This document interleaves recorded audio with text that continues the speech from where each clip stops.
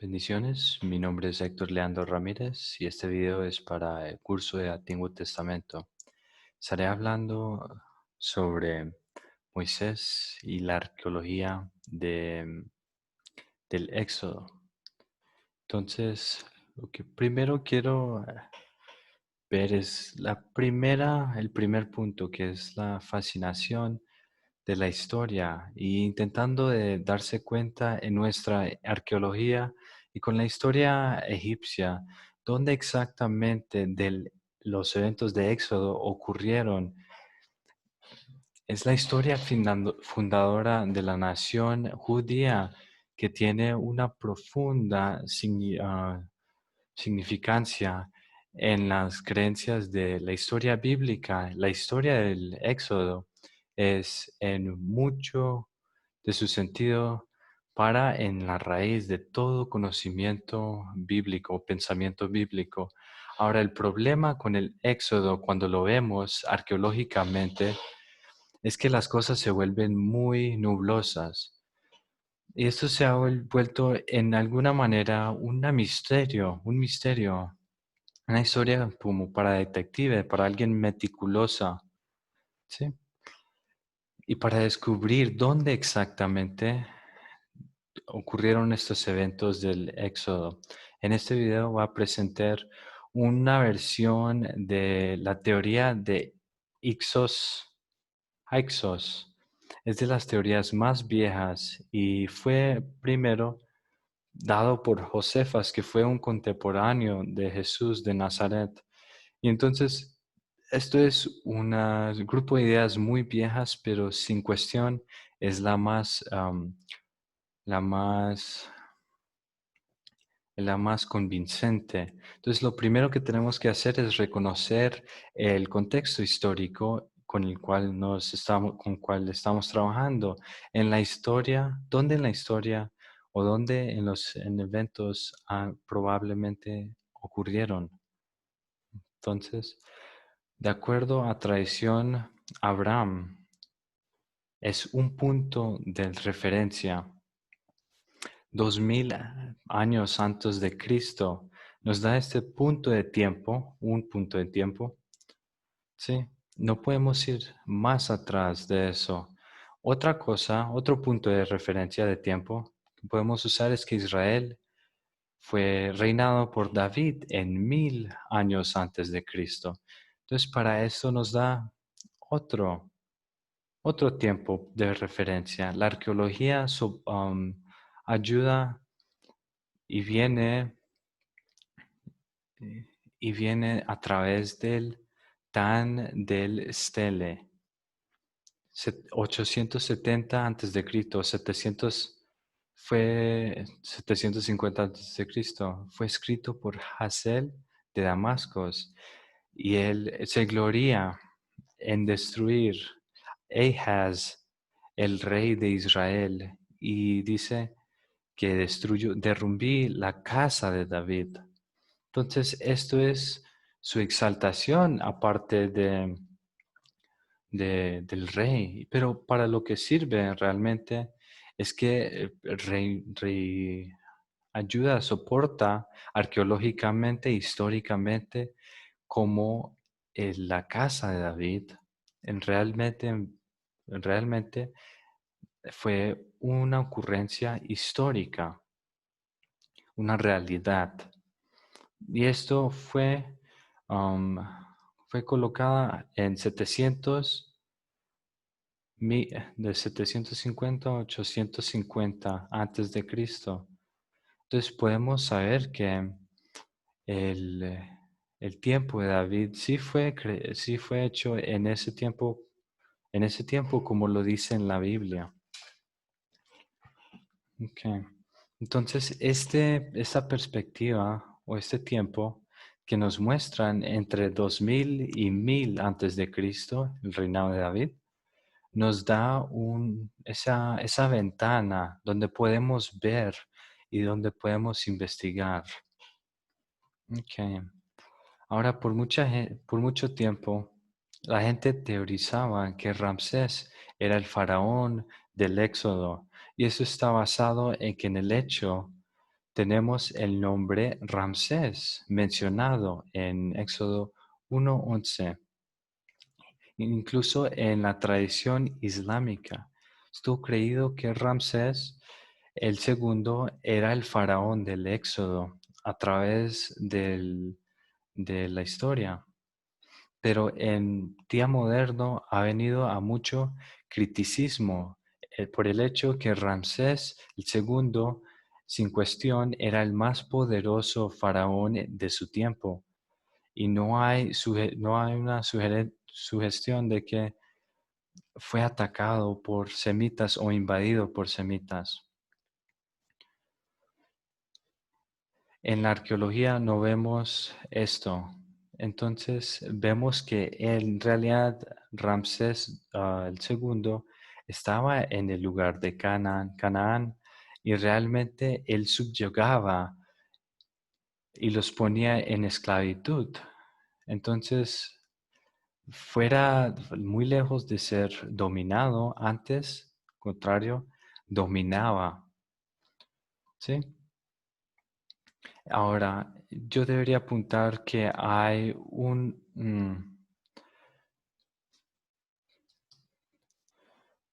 bueno, sigo, qué pena.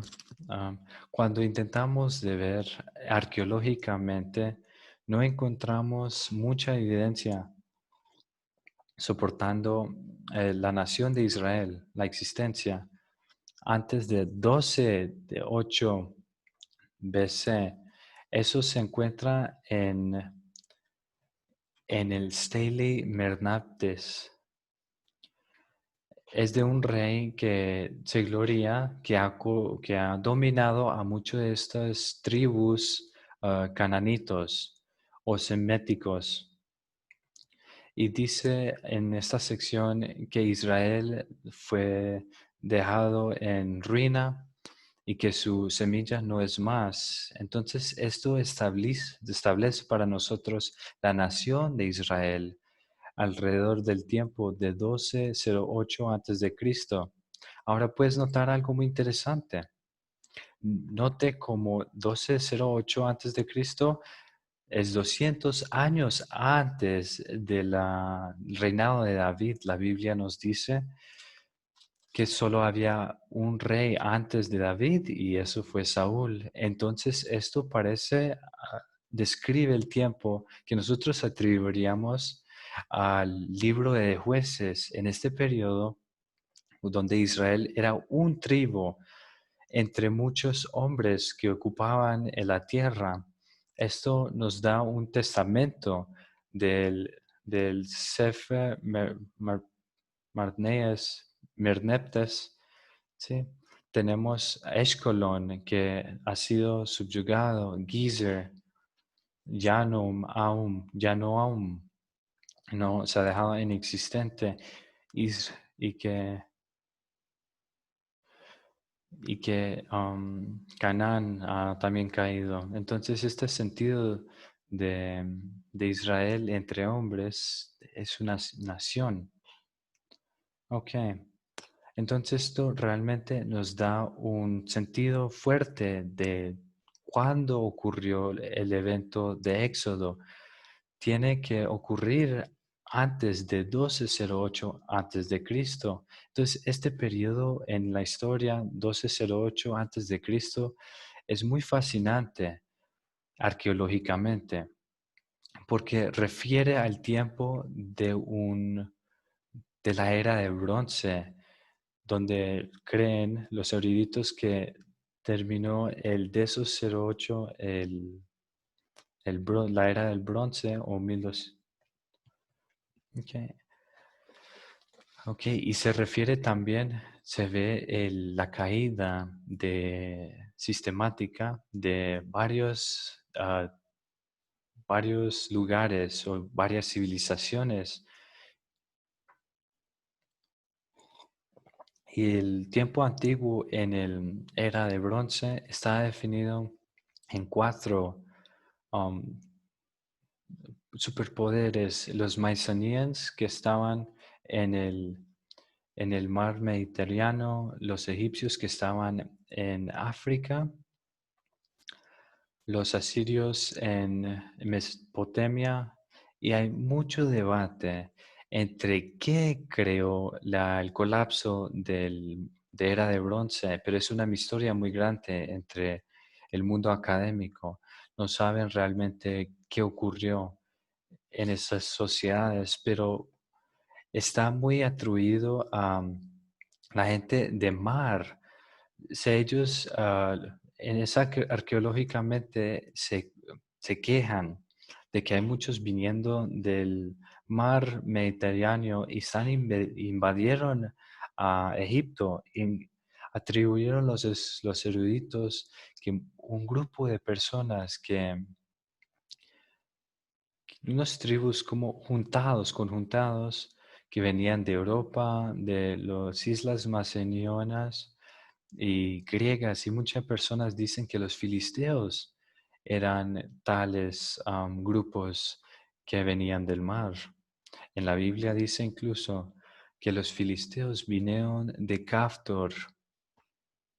En Jeremías 47:4 vemos este movimiento general de población sobre el mar Mediterráneo en la región del Levant y causa una disrupción muy grande en la civilización. Y podemos ver diferentes ejemplos arqueológicamente que describen ese tiempo en la historia. Entonces tenemos que ver más atrás en el contexto, ¿sí? Tenemos viento 1200, 1300, 1400, 1500 antes de Cristo. Ahora, esto es muy fascinante, un periodo muy fascinante, porque nos trae muy cerca a cómo se refiere al tiempo intermediario o el segundo tiempo intermediario entre la historia egipcia. Hay tres mayores secciones en la historia egipcia: el reino viejo, el, el reino intermediario o el intermitente de la mitad y el nuevo reino. Ok, que se dice, muestra aquí. Bueno, ok, y hay un turno muy raro en el tiempo intermediario, el Reino Medio, porque nos muestra que Egipcio fue invadido por tribus seméticos viniendo de Levant. Y vemos que Hyksos y los semitas vinieron y invadieron a Egipto y asimilaron mucho a la cultura egipcia. Lo fascinante, usted había reiterado, que no vinieron, tomaron, invadieron e impusieron su cultura y sus creencias, pero en realidad los que, um, los que reinaban, seméticos, los seméticos que reinaban, antes recibieron, o sea, se les dieron esas costumbres egipcios de ese tiempo semético, de invasión semética.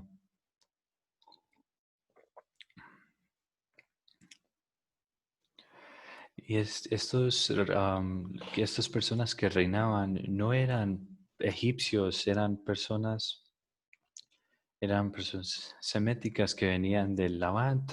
Y entonces en el libro de Génesis se habla de Josué viniendo de la región de Levant y viviendo en Egipto en ese tiempo. Y en Génesis 37 dice, entonces Faraón le dijo a Josué, yo te doy toda esta región y tú la manejarás, y le da el anillo y le da vestiduras muy bonitas y how do you say that? Y un necklace, un necklace y caballería y les dice, muévanse, al menos de que lo coloque en mando en Egipto. Entonces esa historia de Josué y siendo exaltado segundo a Faraón es un poco muy raro porque si estamos hablando del tiempo medio, el reino medio, porque los egipcios eran racistas y ellos no miraban a las personas extrañas de otras regiones iguales a los egipcios. Tenían muchas supersticiones de las personas que extrañas eran creídos por los egipcios que si ellos peleaban una guerra en regiones semitas, si ellos murieran, su alma se quedaría y correrían como fantasmas en esa región y no encontrarían su lugar en Egipto donde pueden heredar vida eterna. Entonces, la región de Egipto fue visto, la región de los semitas fue visto como disculpa, una región nomádica. ¿Sí? Y entonces los egipcios lo miraban con sospecho. Incluso decían que ellos creían um, que eran poseídos por demonios. Entonces eso sugiere que Josué fue exaltado por el faraón egipcio. En mi opinión es poco probable, pero en el contexto, los Hyksos reinaban en el medio intermedio, parece probable el hecho de que Josué vino de la región de Levant y fue parte de, de estos reinos Hyksos entró Egipto, que fue de este imperio de Ixos. Okay. Entonces, cuando vemos que los Hyksos tomaron el reino de Egipto, vinieron con un grupo de personas llamado Haipiru o Haiburu. Y vemos en Británica, en la enciclopedia, que los Haibiru eran probablemente introducidos por los Asiaticosis, posibles relacionados o familia de los amoritas. Controlaron a Egipto norte en 1630 a.C. Los Ixosis incluyeron elementos de grupar a personas seméticas llamados los Haibiru o Haipiru. Ahora, esa palabra bueno, tiene una connotación negativa que significa asesinadores y ladrones que vivían en el desierto. Era un, era un, era una palabra de estatus, más de raza o nacionalidad. Y muchos eruditos dicen que Haibiru se escucha muy similar a la palabra hebreo. Y esto realmente describe el tipo de personas que hubieran sido pensados como menos, como esclavos y todo eso. Estoy seguro que Amoses, el primero, decía que tenía esclavos, Haibirús. Entonces la idea que fue colocado, que sugieren que los Haibirus o los Hyksos fueron los hebreos, pero otra vez, esto hubiera describido un estatus social, una agrupación de personas que tal vez donde fue incluido los israelitas. Ellos eran Haibiru, pero los Haibirus no eran todos israelitas. Era como una descripción de un estatus social más que todo. Okay. Mm. Ahora los Hyksos tomaron reino de Egipcio en mucho tiempo, pero ellos eventualmente fueron sacados de Egipto Norte por Amoses, ¿ok? Que existía en tal vez 1550 o 1524 antes de Cristo, y fue el primero que mandó afuera a los Hyksos y restableció el reinado de Egipto propiamente. Y eso se refiere como el Reino Medio. Ahora, es muy interesante que muchas personas sugieren que los israelitas son identificados totalmente con los Hyksos o totalmente los israelitas fueron un tribu o una comunidad entre los Hyksos. Personalmente, en mi opinión, yo creo que no es razonable sugerir que todos los Hyksos eran los israelitas, porque los israelitas eran más que todo, era un tribu muy pequeña. Okay. Ahora, cuando los israelitas vinieron a Egipto, la Biblia nos dice que ellos eran 70, y Levi era uno de esos 7. Y él tenía el hijo de Kohath. Y Kohath tenía el hijo Amram. Y Amram, igual con su esposa, tuvieron a Moisés y Aarón.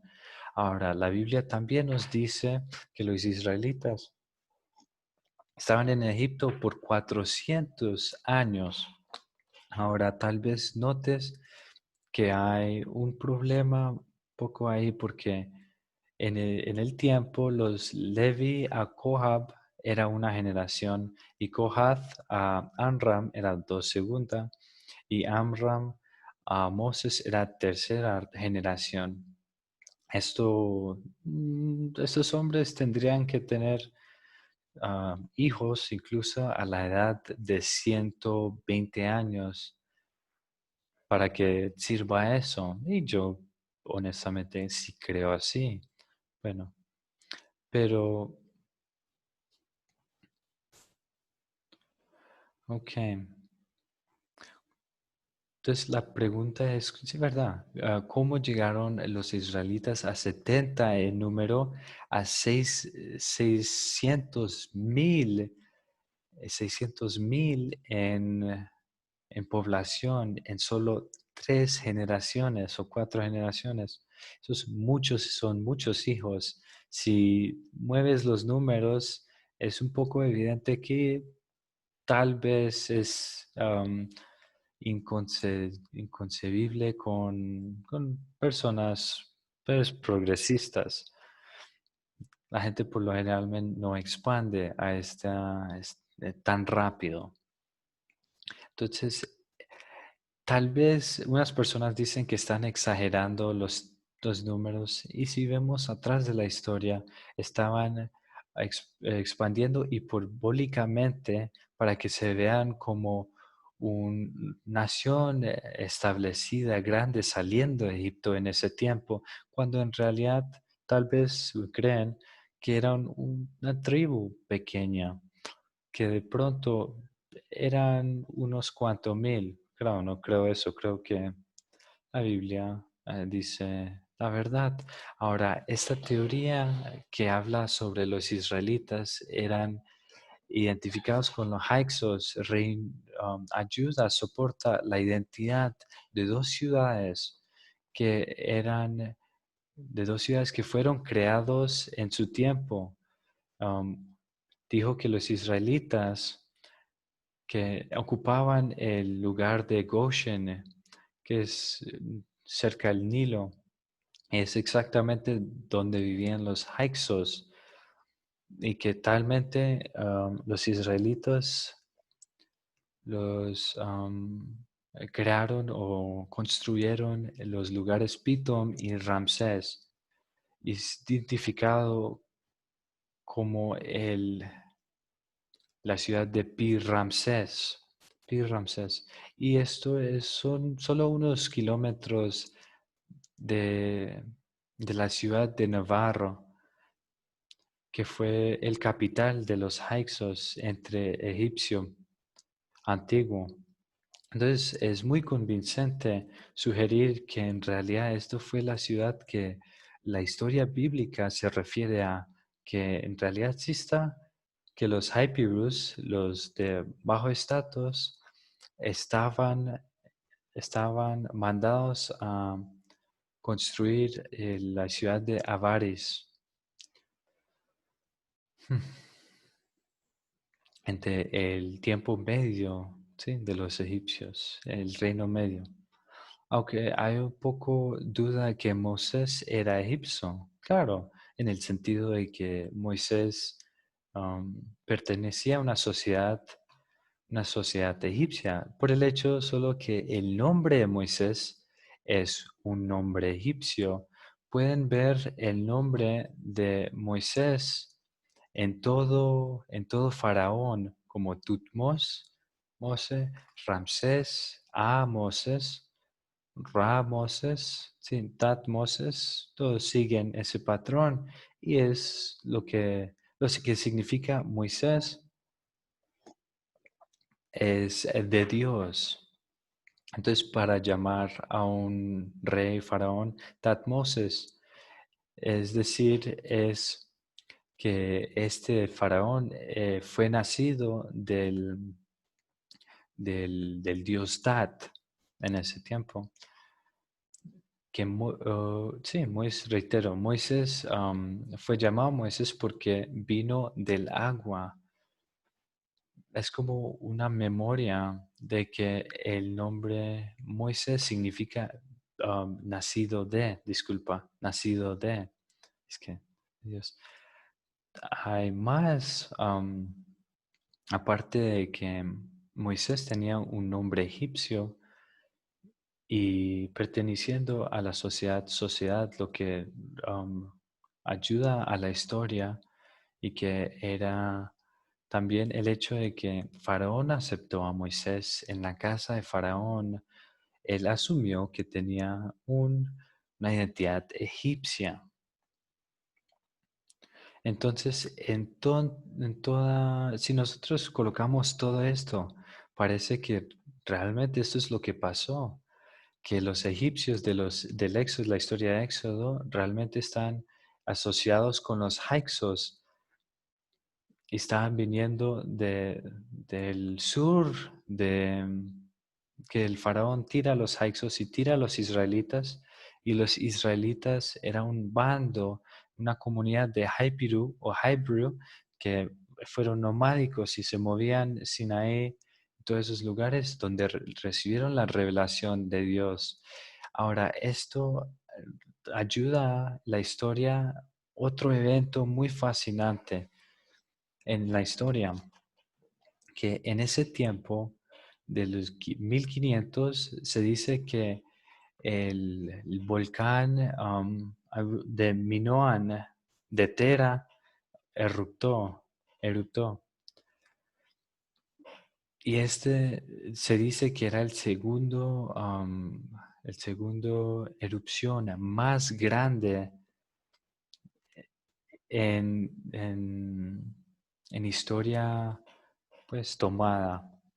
Es creído que esta erupción tiraba mucho humo y tiraba mucho gas en la atmósfera. Y cuando miramos la historia de las plagas que bajaron sobre Egipcio, se escucha mucho lo que se espera de un volcán.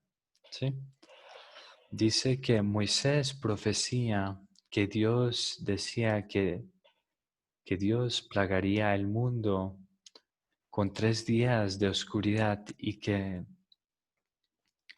el cielo le caería azufre, creo, no, azufre o fuego.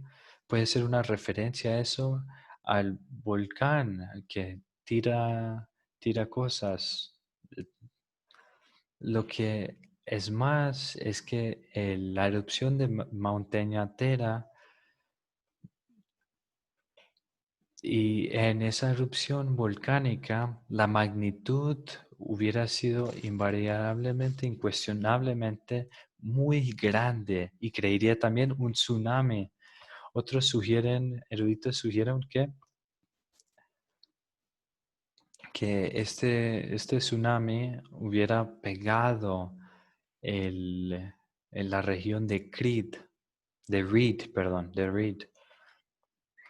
Y esto seguro que ha de derrumbar muchas naciones que vivían a las costas con este poder increíble, ¿sí? Y el hecho, si habría una simulación, se miraría un tsunami si pegaría a la nación de Egipto en este tiempo de la división de las aguas. Disculpa. Sería una ola muy grande que caería sobre, en la región, o sea, que caería sobre la región del Nilo. Entonces leemos que los israelitas cruzaron el rey mar, el rey mar, el mar, el mar rojo, disculpa, el mar rojo. Y esto es, bueno, como dijiste en el grupo, que no era el, el mar rojo, sino que era el mar Reed en el hebreo original. Ahora, en Éxodo 14 dice, Dios le dijo a israelitas que se vuelvan y que encampen en Pi Hairoth, entre Dor en la mar, y encampe directamente contrario al Baal Zephon. Baal Zephon significa reino, y, y el mar que se está refiriendo tiene que ser el mar Mediterráneo, porque dice que ellos estaban um, lo contrario a la montaña Sifos. Y la montaña Sifos está aquí alrededor, por este lado, el otro lado de la montaña de Sefar, en la montaña. Ok. Y entonces parece que es muy persuasivo que los israelitos realmente estaban encampando en las costeras del mar Mediterráneo. Yo vengo con la opinión que el lugar más probable donde estaban moviéndose a través del mar era este río,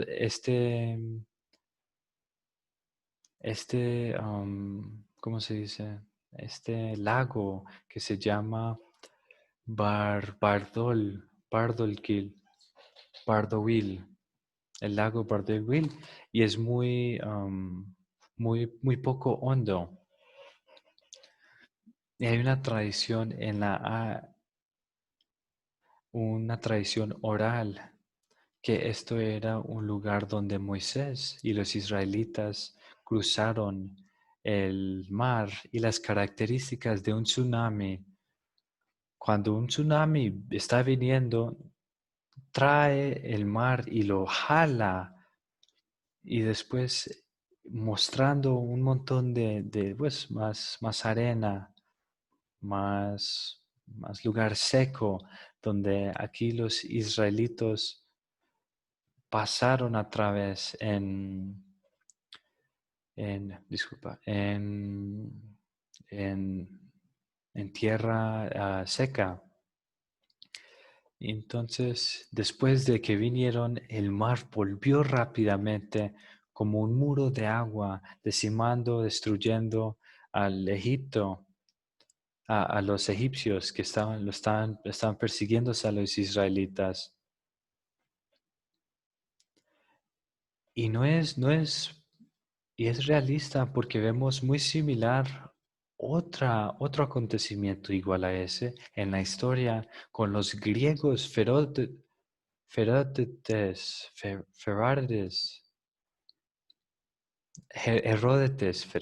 Heródotes nos dice que los persianos están invadiendo un tribu pequeño en las islas de Grecia cuando de la nada vino un tsunami gigante y tiró a todos los persianos. Y los griegos celebraron y dijeron que fueron rescatados por el dios Poseidón. Poseidón los había cuidado de esta guerra. Entonces es razonable que sugerir que cuando, cuando el faraón está quitando a los hyksos afuera, Moisés está teniendo, ¿cómo se dice? Sueños precognitivos y está siendo alertado por Dios en la visión sobre que estés en este lugar, en este tiempo, que estés en este lugar, en este tiempo. Y los egipcios movían a través y llegaron a este espacio y el tsunami vino y los destruyó completamente. Y es esos sueños precognitivos se ven mucho en el Génesis, ¿sí? En Josué y en otros profetas en la Biblia, en el Antiguo Testamento, veterotestamentario. Ok. Y hmm, quiero ver que es fascinante también que ellos fueron, dicho oralmente, que ellos fueron guiados por el humo, por un pilar de humo y un pilar de fuego por la noche, lo que realmente muestra los atributos de un volcán y la erupción del volcán. Sí, a veces un volcán tiene rayos saliendo por la fuerza que tiene. Sí, ok, lo que es más, Amos el primero realmente se encontró el Tempest Stele. Ahora, esto es una cosa arqueológica de mucho debate, que muchos cuestionan que qué realmente exactamente significa Amoses cuando escribiendo esto, pero parece muy persuasivo viéndolo y viendo el evento que ocurre del volcán, la erupción. Dice que los dioses mostraron su descontentamiento y con una tempestad de lluvia causaron oscuridad en la región, um, el oeste, qué pena, y fue desatado sin más con es que no es completo, más que el rugido de, de un grupo más poderoso que las montañas y la turbulencia de la catarata está en Elefantín. Cada casa y cada columna o que cada lugar cubrido, ellos llegaban flotaban en el agua como como pedacitos de madera en papiro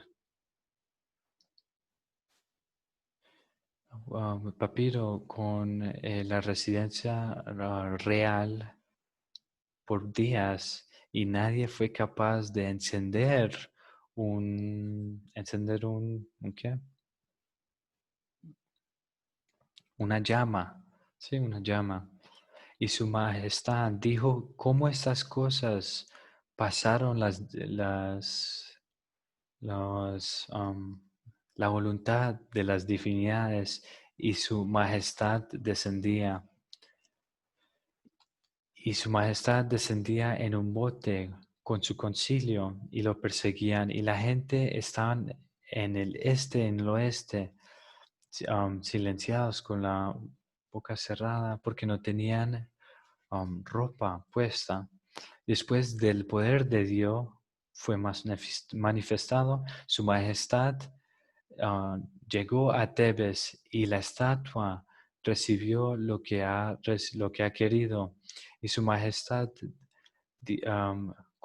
se propuso ayudar, fortalecer dos regiones que causara al agua evacuar sin sus hombres para proveerlos a ellos con plata y oro y bronce y aceite y con vestiduras, con todos los productos deseados.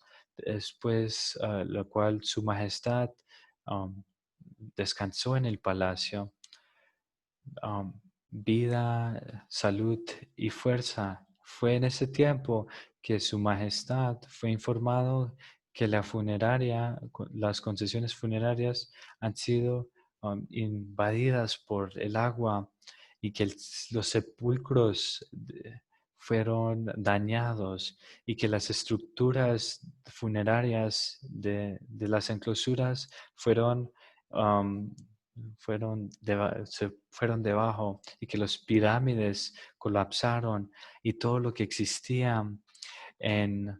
todo lo que existía en Ananía, o todo lo que existía fue aniquilado y su majestad ordenó que repararan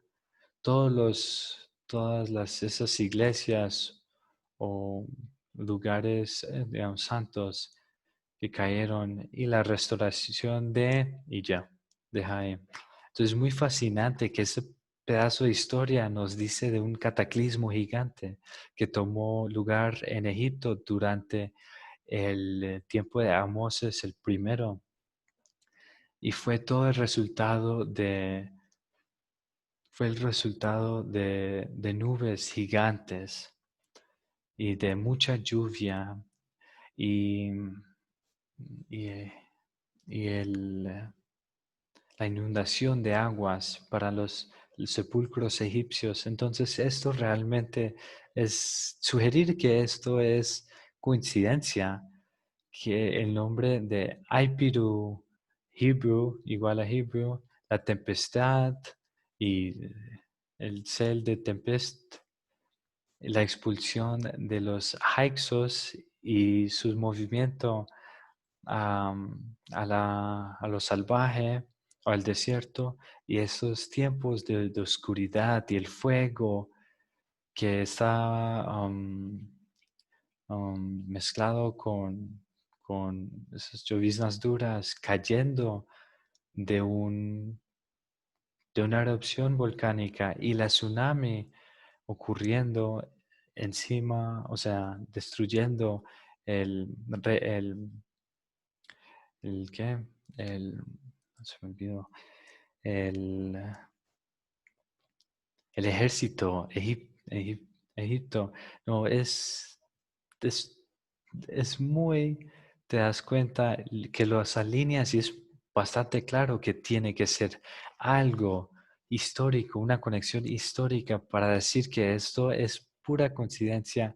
Es muy duro de pensarlo. Incluso hay unas teorías que han ido alrededor que sugieren que la montaña de, de, de Sinaí, perdón, fue él mismo fue un volcán porque escuchamos en el libro que tiene muchos atributos en el Éxodo, muchos atributos que Dios desciende de la montaña y hay muchos pilares de fuego y humo, bastante humo. Otros han sugerido que la montaña de que Halal el Bedrir es un volcán. Y unos creen que dicen que es la montaña Sinaí, que realmente es la montaña Sinaí, pero esto solo es especulación.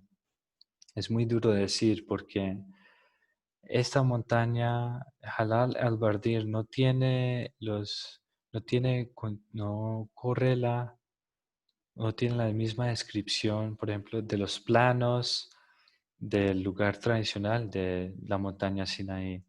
Y es un poco fuera de lugar, de distancia. Y entonces decimos, es claro que hay algo, hay una conexión entre estas cosas. Yo, pues no diría que lo hemos encontrado todo y tenemos todos los detalles y toda la arqueología perfectamente alinea la historia, pero yo digo, es muy hiperbólico decir eso, ¿sí? Es hablar muy rápido, pero para sugerir que no hay correlación, no tiene nada que ver, también es muy hiperbólico, es muy exagerado, es muy claro que hay una conexión en esto, pero reitero, cuando estamos hablando de las historias bíblicas, estamos hablando de una historia que ha sido pasada por generaciones. Y así es como fue recordado en su tiempo. Y es importante tener en mente que cuando leemos esta historia, no hay, no hay forma tangible que nosotros en el siglo XX podamos probar la veracidad de esta historia. Pero decimos, ¿por qué es esto? Y no es lo que tiene que ver con la arqueología, es lo que tiene que ver con el texto. Es el hecho de que la historia que nosotros leemos en el Éxodo es cómo fue visto de la civilización semita, de los israelitas. Ellos pensaban como gente en el tiempo de bronce. Hmm. Y sí, usted miraría todas esas,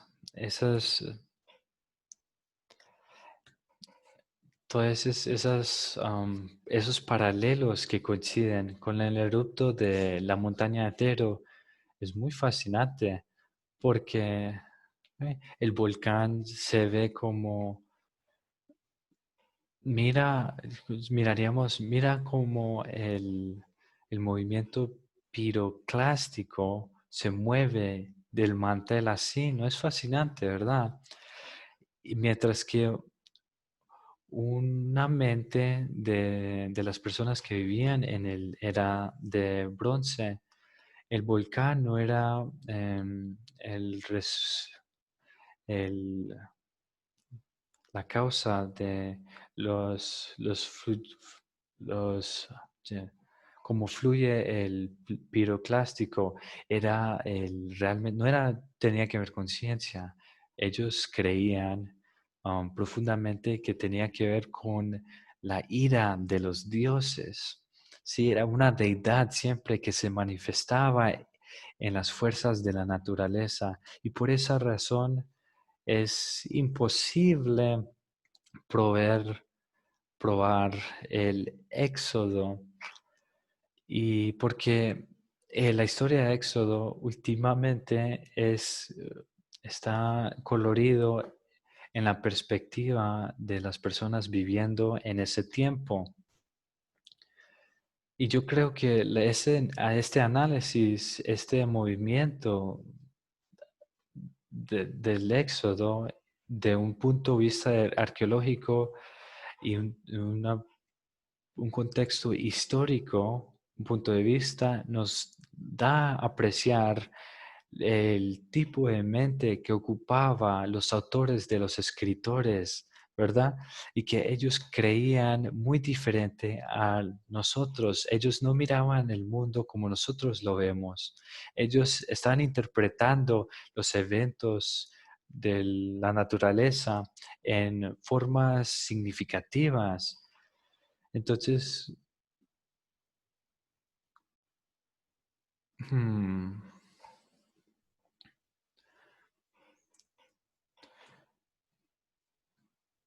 me vino en mente uno de los enseñanzas de Jesús que nos muestra el, el he challenges, él pelea unos contemporáneos y dice, esos hombres que tuvieron ese, how do you say tower? I forgot tower, I don't know why. Esa estructura que cayera encima de ellos, ¿tú crees que ellos eran más pecadores que cualquier otra persona en Israel? ¿O creíste que ellos, o los que murieron prematuramente, que fueron pecadores más que todos? Él dice, no, yo te digo la verdad, a menos de que te arrepientas, la, la fuerza de Dios, ustedes se morirán de todos modos, de la igual forma. Entonces, no es después de esos tiempos que la gente se da cuenta un, una- un, disculpa,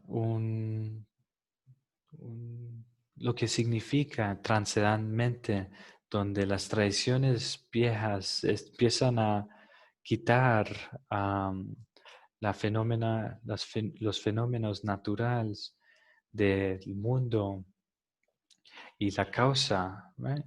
Es como decir, si actúas abusivamente hacia tus amados y hay el siguiente día una lluvia o una tempestad, eso puede significar algo, pero puede pasar que no pasa una tempestad y vives una vida horrible. Bueno, en la tradición las tradiciones tenían que enfrentar eso, ¿sí? Saber que